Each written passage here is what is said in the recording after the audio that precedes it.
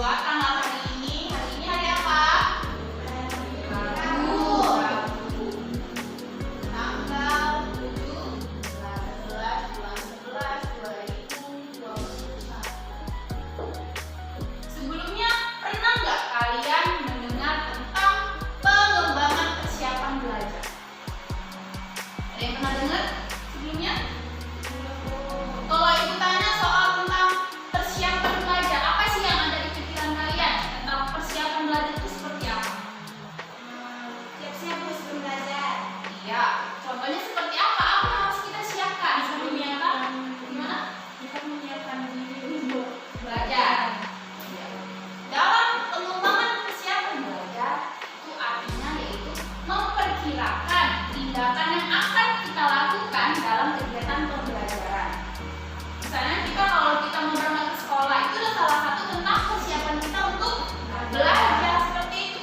Kita menyiapkan tugas, kita mempersiapkan baju kita, mempersiapkan apa lagi? Semua tugas-tugas yang dikasih oleh guru. Salah satu tentang persiapan untuk belajar. Jadi, yang dimaksud dengan pengembangan persiapan belajar yaitu memperkirakan tindakan yang akan dilakukan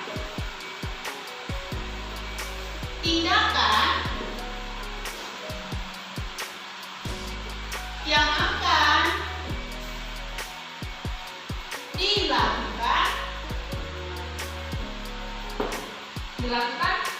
Dalam apa? Dalam kegiatan pembelajaran.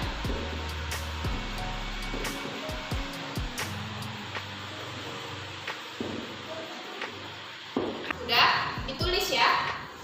Jadi kegiatan persiapan belajar itu yaitu memperkirakan tindakan yang akan dilakukan dalam kegiatan pembelajaran. Gitu ya. Jadi persiapan-persiapannya nanti akan kita bahas apa-apa saja. Ini dulu kita memahami dulu apa itu artinya. Kalau kalian sudah memahami artinya, pasti kalian bakalan mengerti. Oh, apa yang dimaksud dengan ini? Jadi tidak paham di sini? paham, Bu. Baik.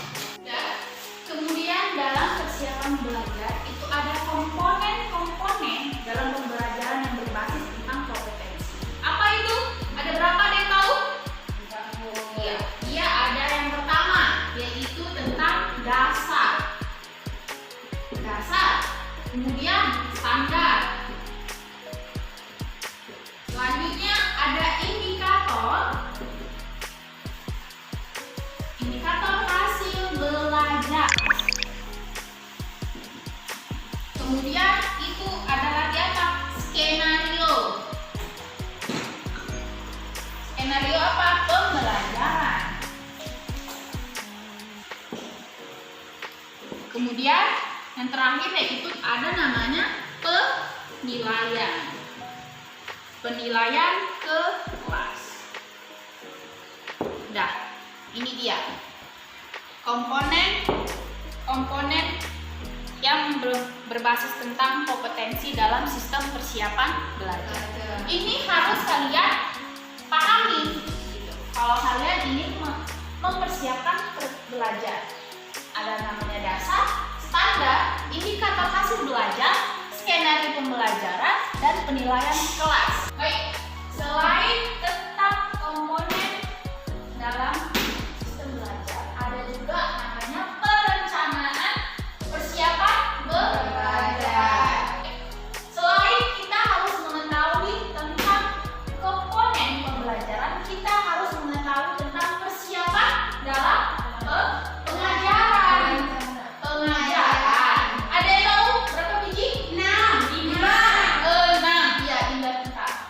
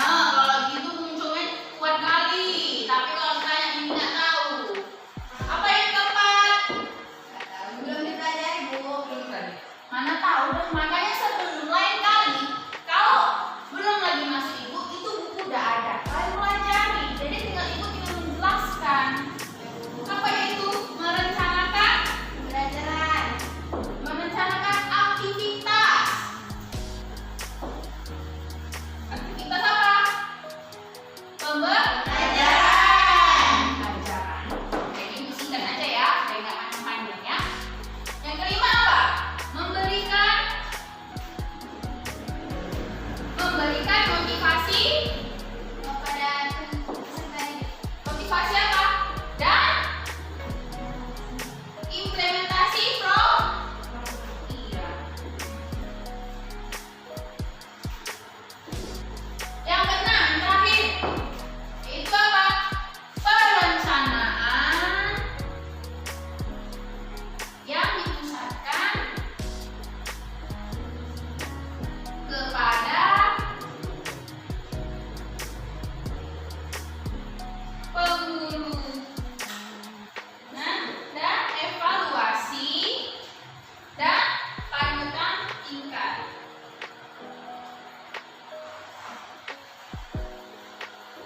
Dah. Ini 6. Yang 6 ini adalah apa tadi? Tahu apa tadi? Oh, komponen. Apa?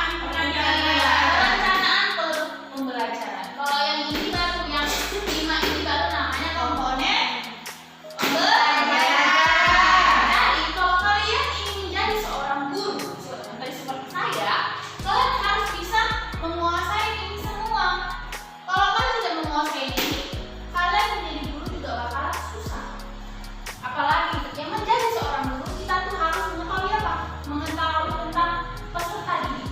Kalau kita tidak mengenali atau kalau kita tidak gimana ya? Kita nggak dekat, kita tidak bisa membaca anak murid kita bakalan susah. Nah, itu dia berhubungan tentang pendekatan antara guru dengan murid. Jadi kan nggak semua itu namanya anak murid itu memiliki IQ yang sama, ya kan? Setiap orang pasti memiliki IQ yang berbeda-beda. Jadi kita nggak bisa memaksakan untuk kamu harus pintar, kamu harus pintar, tidak bisa. Karena kepintaran seseorang itu nggak bisa kita paksakan. Memang kita maunya anak itu menjadi anak yang pintar, tapi kita hanya bisa membantunya, mendukungnya, menyokongnya dari belakang. Jadi menjadi seorang guru kita harus banyak-banyak sabar. Itu kuncinya. Apalagi kalau misalnya kalian menjadi seorang guru SD, TK, itu udah pasti kalian harus menguasai apa? Kesabaran. Memang harus seperti seorang ibu-ibuan. Kalau kalian tidak bisa menguasai emosi kalian sendiri, kalau kalian tidak bisa mengontrol diri kalian sendiri, kalian juga akan bisa mengatur anak tersebut. Bagaimana kalian bisa mengatur anak orang, tapi kalau kalian tidak bisa mengatur diri sendiri, nihil. Jadi coba kita dulu ini apa itu? Silakan, catat. Kamu ingat catat apa? Oke, sampai sini ada yang ingin bertanya? Saya Bu. Nah, oke, Ima, silakan pertanyaannya. Jadi Bu, pertanyaan saya, apa kriteria-kriteria yang harus dipenuhi seorang pendidik agar proses suatu pembelajaran itu berjalan dengan baik, Bu? Baik, pertanyaannya tentang apa kriteria yang harus dipenuhi seorang pendidik agar proses suatu pembelajaran itu berjalan dengan baik. Oke, baik. Jadi kalau mengenai tentang proses yang harus kita pelajari tentang untuk supaya pembelajaran itu berjalan dengan baik, yaitu yang pertama, menyiapkan perangkat pembelajaran. Itu yang terpenting. Apa aja? Misalnya apa? Papan tulis, misalnya contohnya. Apalagi? Meja, ruangan kelas. Apalagi? Buku. Iya, seperti itu. Paham? Kemudian yang kedua yaitu buat metode belajar variatif. Itu dia. Jadi kita buat macam-macam metodenya untuk supaya dalam belajar itu kita mendapatkan hasil yang sempurna. Yang ketiga yaitu kreativitas guru dalam mengembangkan media. Nah, contohnya apa? Media yang akan kita gunakan. Contohnya apa? Papan tulis. Ini salah satu termasuk dengan media. Jadi, jangan pula kalian ada di papan tulis di sini. Kalian ingin menjelaskan, tapi ini nggak kalian gunakan gitu loh. Sama aja gitu loh. Jadi, ada papan tulis kita gunakan. Kita buat. Nggak misalnya nggak perlu kita buat. Cuma ada yang kita buat satu kata. jadi ada gitu loh, aktif kita menggunakan media yang kita butuhkan gitu. Kemudian apa lagi? Kemampuan guru dalam memahami kecakapan gitu. Apa? Tahu apa itu kecakapan? Ada yang tahu? Ada yang tahu kecakapan? Maksudnya itu memahami dalam segi apa? Bahasa gitu loh, materinya gitu loh. Jadi dalam seorang guru itu juga harus kita memahami materi yang akan kita bawakan. Jadi contohnya seperti ini, ibu bertanya sama kalian, ada pertanyaan gitu kan, ya kan? Mungkin kemudian ada anak murid kalian yang bertanya, kalian nggak bisa menjawab gitu loh. Apa yang harus kita lakukan? Apa harus diam menjadi seorang guru?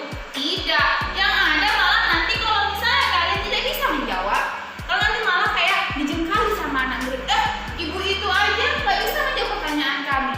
Dan itu sok-sokan pula itu mau ngasih materi yang akan kami dapatkan ilmunya gitu. Jadi kalau semisal kalian tidak bisa menjawabnya, bilang saja, oh iya, kalau untuk masalah ini nanti ya ibu pedalami lagi apanya isinya, ibu takut salah gitu.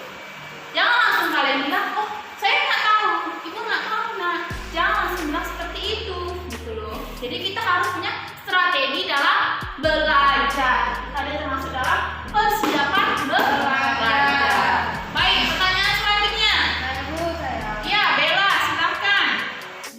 Pertanyaannya Bu, bagaimana perencanaan pembelajaran yang ideal menurut tuntutan kurikulum yang berlaku? Demikian. Ya, apa tadi pertanyaannya? Oh iya, tentang bagaimana perencanaan pembelajaran yang ideal menurut tuntutan kurikulum yang berlaku. Jadi sebenarnya ini pertanyaannya nggak termasuk dalam sini, gitu ya. Tapi nggak apa-apa, ibu coba jelaskan. Ya, kalau misalnya ibu salah, ya mohon dikoreksi karena kita sama belajar, gitu. Karena memang nggak dalam materi ini, gitu kan. Jadi kalau menurut ibu tentang soal kayak gini, itu tentang menempatkan peserta didik sebagai pihak yang paling aktif dalam kegiatan proses belajar, mengajar, dan tenaga pendidik sebagai pendamping proses belajar. Itu maksudnya. Ngerti nggak maksudnya itu gimana? Ngerti Bu. Paham di sini? Paham Bu. Tapi nanti ya ibu coba lah ya kan, ibu pedalami lagi lah tentang pertanyaan ini gitu. Karena memang ini nggak termasuk dalam ini sih persiapan belajar gitu. Nanti lah kalau emang nanti next minggu depan akan kita pelajari tentang kurikulum ini gitu ya. Baik Ibu, terima kasih untuk Bella ya bisa untuk menambah Ibu untuk menjadi wawasan Ibu ini. Oke, selanjutnya ada pertanyaan lagi? Saya Bu. Oh iya, Dinda. Oke, Dinda. Ini Bu, apa yang dimaksud dengan skenario pembelajaran Bu? Iya, untuk pertanyaan Dinda tadi tentang skenario pembelajaran. Yang dimaksud dengan skenario pembelajaran itu merupakan urutan cerita, ya kan? Cerita yang disusun oleh seorang guru gitu. Agar apa? Agar suatu kegiatan pembelajaran terselenggarakan sesuai dengan yang diinginkan. Jadi kita balik lagi nih ke persiapan belajar. Ini termasuk dengan skenario dalam belajar gitu. Jadi sebelum kita belajar, kita harus udah mempunyai skenario nih. Nah, aku nih udah punya skenario plan A dan plan B gitu. Karena kita nggak tahu kan kondisi dalam suatu kelas itu gimana gitu. Misalnya nih, kita hanya memiliki satu plan A, ya kan? Rupanya plan kita tadi ini nggak berjalan dengan semestinya. Kita harus cepat tanggap mempunyai plan B yang kita gunakan. Jadi kalau plan A nggak bisa digunakan, kita gunakan plan B. Jadi kita nggak bisa mempunyai satu plan saja gitu. Jadi manakala yang plan A tidak berjalan dengan nggak bisa nih kita gunakan gitu. Jadi kita udah ada persiapan yang di plan B. Jadi kita nggak membuang waktu. Jadi juga kita nggak tergesa-gesa gitu loh. Oh tenang aja, aku udah ada persiapan kok. Jadi enjoy aja gitu ya kan. Tapi kalau kita hanya mempersiapkan satu plan dalam belajar, tiba-tiba nggak bisa kita tampilkan apa yang mau kita kasih sama anak murid. Pasti apa? Anak murid nggak dapat ilmu, kita juga nggak dapat memberikan ilmu gitu dia. Jadi skenario itu penting ya, penting dalam persiapan belajar gitu ya. Oke baik, sampai sini ada lagi pertanyaan?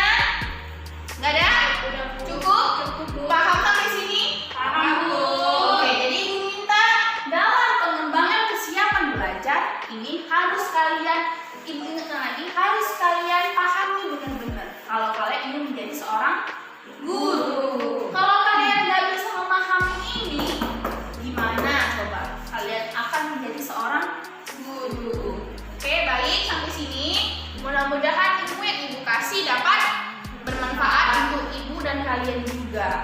Jadi ibu mau selain kalian hafalkan, kalian tanamkan, dan ibu mau kalian tanamkan dalam diri kalian, tanamkan kalau kalian bisa lah begini. Jadi karena menjadi seorang guru itu adalah panggilan jiwa dari hati.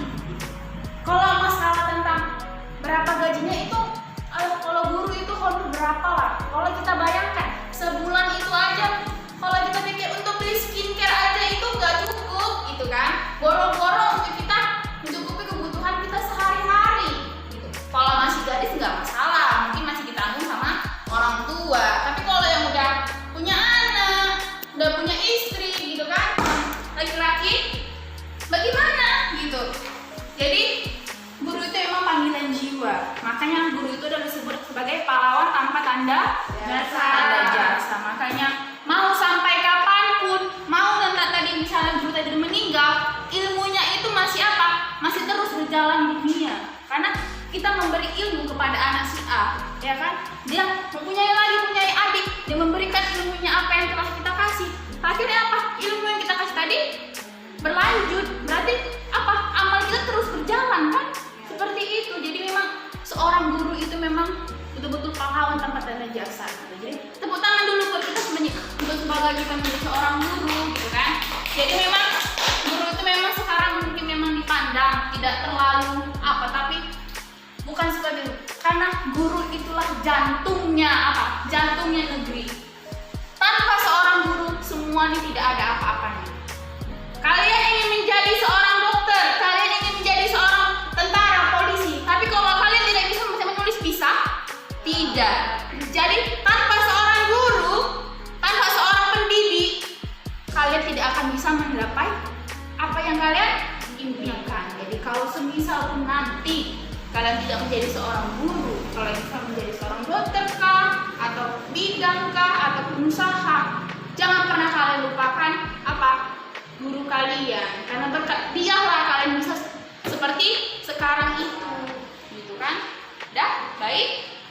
Terima kasih untuk hari ini. Jadi inilah materi yang dapat ibu sampaikan. Kurang lebihnya ibu mohon maaf, ya kan? Kalau misalnya nanti ada yang kurang jelas bisa jumpa yang ibu di ruangan.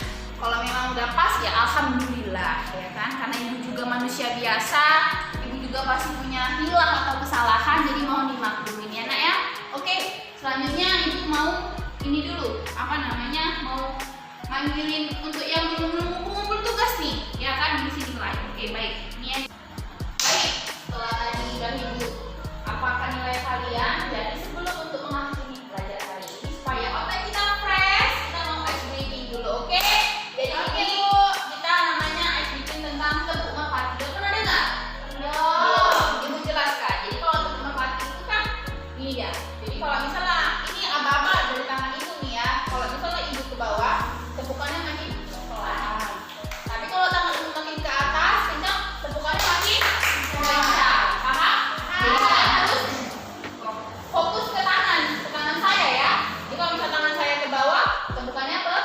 Kalau tangannya ke atas, makin pelan. Jadi bisa pahami? Ayo kita mulai yuk. Ayo tepuk. Tepuk. Iya.